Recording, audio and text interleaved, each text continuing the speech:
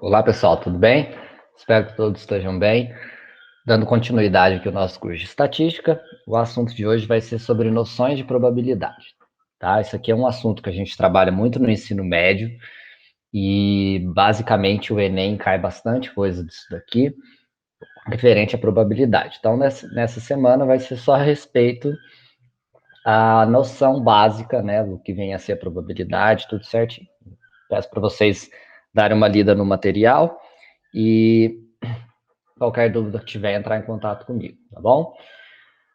Basicamente, a gente vai fazer o seguinte: tudo que a gente analisou até agora na estatística, né, seja uma coleta de dados, analisar as medidas de posição, de tendência central, média, moda, mediana, as de dispersão, que é o desvio, desvio médio, variância, coeficiente, desvio padrão. Então, agora a gente pode também associar uma pesquisa estatística com essa probabilidade, né? Para você saber aí o que pode acontecer a partir de um evento, a partir de uma pesquisa estatística, tá? Vou começar com um exemplo aqui, exemplo bem simples, a nível de ensino médio, tá?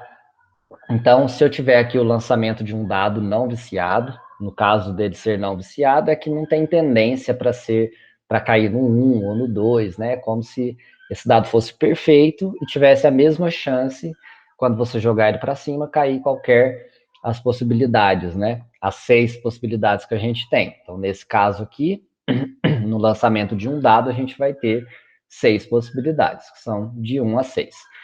Esses, essas possibilidades fazem parte de um conjunto.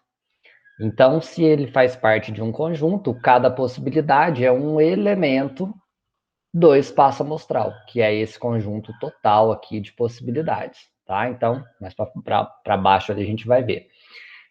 O que a gente pode já utilizar a estatística, né? O que a gente pode inferir a respeito disso por enquanto?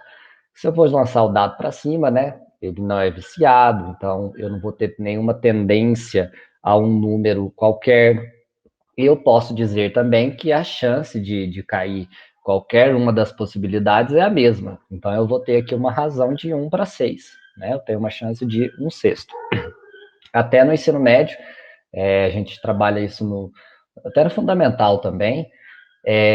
Eu, particularmente, sempre trabalho com meus alunos desde o sexto ano, né, que é a fração, que é um número racional, né? Para ser número racional, qualquer número pode ser escrito do tipo A sobre B, com B diferente de zero, e A e B sendo números inteiros. Né? Então, no caso positivo e negativo, só não pode ter fração com vírgula, porque não faz muito sentido. E cada fração ela é transformada num número decimal, desde que você divida o numerador pelo denominador.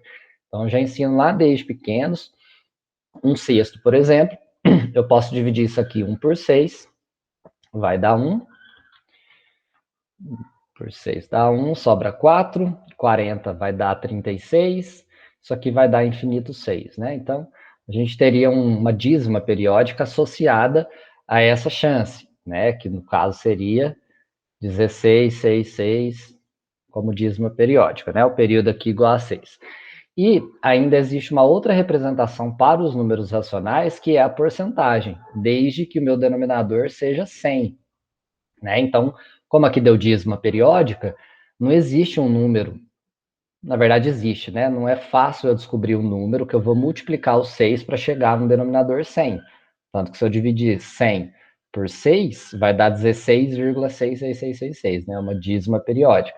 Mas a gente pode fazer aqui aproximadamente, para vocês terem uma noção.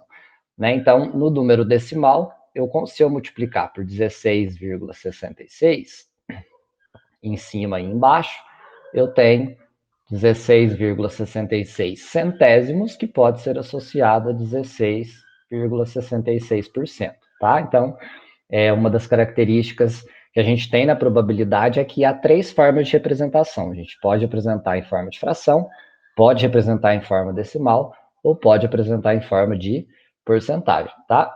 Eu mostrei para vocês como que eu faço da fração para a fração centesimal, né, que tem o denominador igual a 100. Mas dá para transformar pelo decimal. O decimal basta que você multiplique por 100. Ou seja, dá 2 casas com a vírgula para a direita. Você já chega direto no resultado de 16,66%. Tá? Mas isso aí, coisa bem básica ali do ensino fundamental e médio. Então, essa tabela aqui, ela pode me dizer que para cair 1, 2, 3, 4, 5 ou 6, eu tenho uma chance num total de 6. Né? Então, claro que quando eu somo todas as minhas possibilidades, tem que dar um inteiro. Que um inteiro, em outras palavras, seria a fração 1 sobre 1, que seria o decimal 1,0, que é o mesmo que 100%. Né? Então, no caso da fração 1 por 1, né, se eu multiplicar em cima e embaixo por 100, eu tenho 100 centésimos, que é o mesmo que 100%. Então, a soma de todas as possibilidades, já que o meu dado não é viciado, a soma delas tem que ser igual a 1, a uma unidade que representa ali o seu 100%, tá? Como eu já disse ali em cima, o 1, 2, 3, 4, 5, 6, eles fazem parte do elemento, são elementos, né, do espaço amostral. Então, o que vem a ser espaço amostral? A gente representa aqui pela letra grega ômega, e ele consiste em todos os elementos numerados de um evento, né? Já que a gente vê que é essa parte aqui de evento. Então, cada elemento daquele dali é chamado elemento amostral, elemento do espaço amostral, tá? Para cada situação que eu quero saber, exemplo, eu vou lançar o dado para cima e isso vai cair 3. Então, o evento de lançar o dado para cima e cair 3 com a face virada para cima, por exemplo, é um evento, tá? Então, cada situação que a gente quer analisar a probabilidade vai ser um evento. E eu tenho ali os elementos daquele evento também, tá joia? Deixa eu ver aqui para frente. Por se tratar de um conjunto, o espaço amostral e os eventos, eles podem ser representados através do diagrama. Né? O que vem a ser um diagrama lá na teoria de conjuntos? O diagrama é uma figura geométrica onde você dispõe todos os elementos ali, os elementos pertencentes àquele conjunto, né, aleatoriamente ali dentro daquela figura geométrica, tá? Então, neste caso aqui, o quadrado, né, isso aqui está mais para um quadrado que um retângulo, o quadrado representaria o meu espaço amostral. Dentro desse espaço amostral eu tenho todas essas possibilidades aqui, certo? Para uma situação qualquer, por exemplo, uma situação A, eu tenho aqui dentro do espaço amostral um conjunto, um subconjunto do espaço amostral, que seria o evento, né? Ou seja, qual a probabilidade de acontecer A? Seria só esses caras aqui, né? Só essas 4 bolinhas. Aqui também a gente tem infinitos eventos, né, gente? Então, vou considerar aqui o evento B. Então, para eu calcular a probabilidade desse evento acontecer, vai ser somente essas bolinhas que estão aqui para o lado de dentro. E nas próximas semanas a gente vai ver, né? Quando eu quero que saia tanto A quanto B. Então, seria somente esse elemento aqui em vermelho, né? Então, eu tenho que analisar quem é o A, quem é o evento B, quem é a intersecção entre eles, né? E nisso tudo a gente tem regras que a gente vai ver também. E aqui de fora nós temos os outros elementos, né, que fazem parte do espaço amostral, mas não fazem parte do evento B nem do evento A, tá? Então é uma representação aqui em formato de diagrama para ficar mais claro em algumas situações como que a gente resolve, tá bom? Segundo exemplo, lançamento de uma moeda. Eu vou lançar aqui ela duas vezes, a fim de observar a face voltada para cima. Então, no caso, se eu lançar essa moeda duas vezes, o primeiro lançamento dela só existem duas possibilidades, ou cai cara ou cai coroa, né? No segundo lançamento, pode ser que caia cara novamente ou que caia coroa.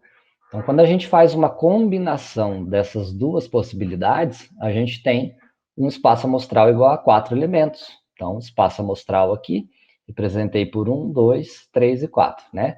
Onde cada elemento é dado por uma situação. Então, pode ser que caia cara na primeira moeda, você tem duas possibilidades, ou cara no próximo lançamento, ou coroa. Então, isso já te dá duas possibilidades. E se cair coroa no primeiro lançamento, né, você ainda tem duas possibilidades. Pode ser que caia cara no segundo ou que caia coroa. Então, nós temos 4 elementos no meu espaço amostral, tá bom?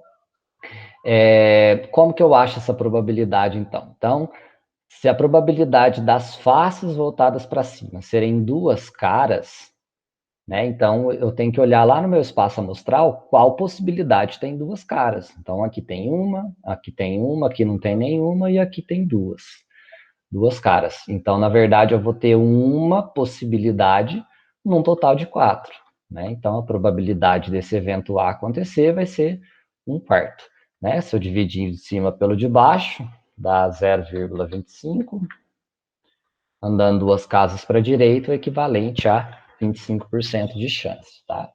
É um detalhe da probabilidade que a gente sempre deixa claro lá no ensino fundamental e médio, é que é uma área específica da matemática, né, onde a gente não tem certeza de muita coisa. A gente tem certeza das contas, mas a gente não tem certeza que vai cair, por exemplo, duas caras na primeira vez que a gente fizer os dois lançamentos. Pode ser que caia lá na milésima vez.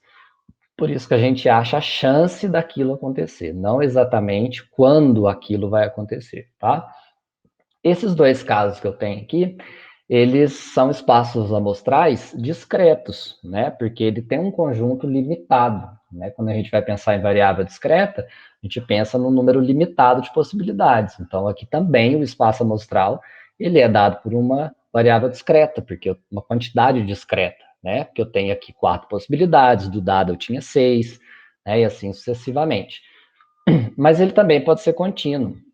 Então, contínuo, o que é a variável contínua, né? Ela representa sempre num intervalo.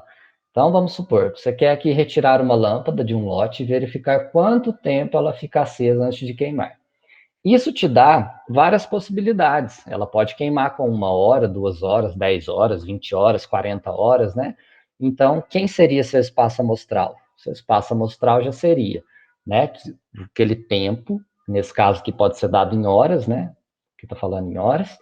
Ele pode ser qualquer número real, né? Não precisa ser 1 hora, 2 horas, porque aí a gente tem os múltiplos, né? Os submúltiplos de hora, que eu tenho minuto, tenho segundo, milésimo de segundo, e assim vai indo. Então, esse espaço amostral, né, pode ser representado por qualquer número real, desde que, já que o t é referente a tempo, não pode ter tempo negativo, desde que esse t seja maior ou igual a zero, né? Então, aqui me dá um intervalo muito grande, né? Não é um intervalo específico como era uma variável discreta. Então, nesse caso aqui, o espaço amostral ele vai se tornar contínuo, né? E se dentro desse espaço amostral ele quisesse pegar um evento, por exemplo, que a vida útil máxima dela fosse de 20 horas, então, dentro de todas essas possibilidades, eu teria que pegar aquelas que tivesse no intervalo de 0 a 20, né? No máximo 20, então, eu teria essa representação aqui como meu evento. Tá joia? Raramente acontece esse tipo de situação. Nosso tópico é só noção de probabilidade mesmo. Então, vai ser mais complicado a gente representar a probabilidade em si, né? Mas nada impede da gente representar o espaço amostral, muito menos o evento A. Tem isso aqui também nas atividades que vocês vão fazer, tá? Então, basicamente é isso. Qualquer dúvida que vocês tiver, pode entrar em contato comigo. Os exercícios serão variados de duas formas, tá? Então, os primeiros exercícios aqui são só para determinar o espaço amostral. Você vai pensar no número de possibilidades daquilo acontecer e anotar quais são os elementos, né? Então, não adianta você falar lá qual é o espaço amostral do dado, você vai lá e coloca 6. Não, quando pede o espaço amostral, você discrimina quais são as possibilidades de lançar um dado para cima. Então, você tem aqui a discriminação do espaço amostral, tá? E a segunda parte dos exercícios, né, é para calcular a probabilidade. Então, a gente pode dizer aqui que a probabilidade de um evento acontecer é o número de elementos desse conjunto sobre o número de elementos do espaço amostral, tá? Então, através dessa relação, a gente consegue lá, por exemplo, do dado, para cair com a face voltada para cima, número 3, a gente tem uma opção em 6, né? No caso das moedas ali, duas caras, a gente tem uma opção em 4, tá? Então, seria interessante a gente já representar tanto na forma fracionária, quanto na forma decimal e na forma de porcentagem, tá? Então, aqui, somente cálculos de probabilidade da questão 5 em diante, tá? Da 4 anteriormente é somente para discriminar o seu espaço amostral, tá bom? Então, é isso. A gente se vê na próxima aula. Se cuidem. Um abraço. Até mais. Tchau.